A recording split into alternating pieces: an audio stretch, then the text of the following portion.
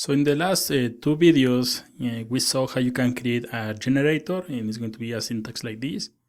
Also, we saw how you can create your own iterators, but JavaScript has a lot of different iterators already built in.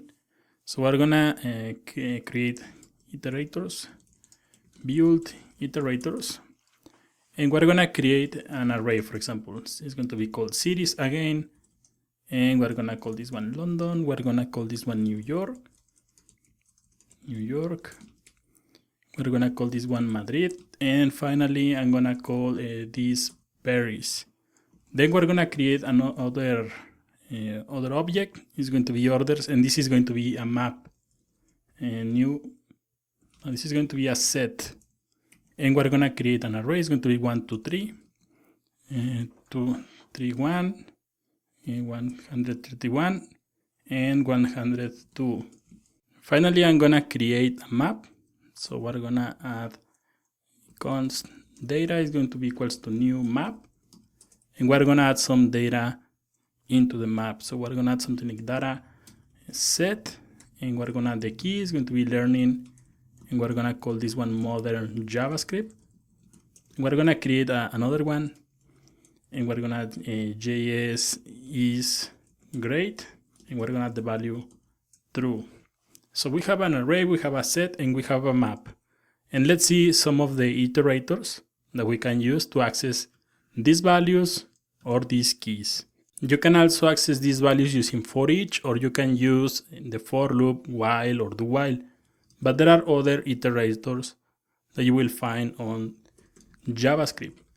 First, we're gonna start with entries, and it's going to be like this. It's going to be a for loop, but the syntax is going to be simple. We're gonna add let entry of, and we're gonna use cities, which is going to be the array that we have on the top, dot entries, and this is going to be a method. So from here you can console log the entry, save this, and now you can see that we have the key and we have the value also.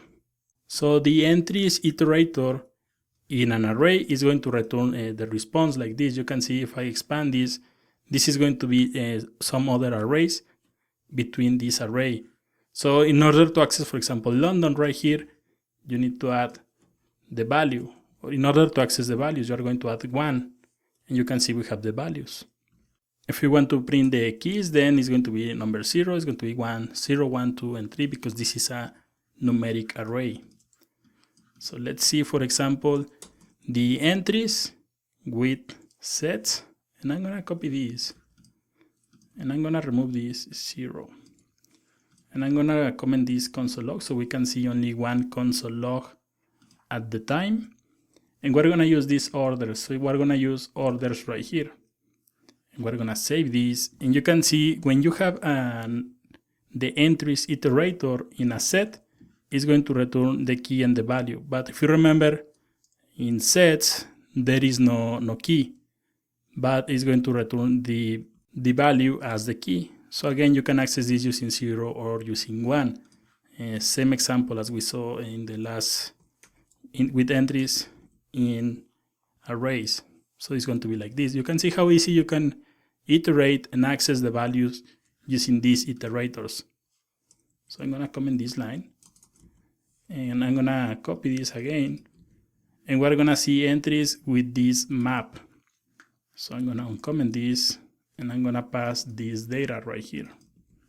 So I'm gonna remove this and save this, and you can see that this is going to return also the key and the value. So basically the entries is going to return key and value when you are working with arrays, sets, or maps. So in case that you want to retrieve both, you can see using this dot entries iterator, you can access the key and the value of these arrays, sets, and maps.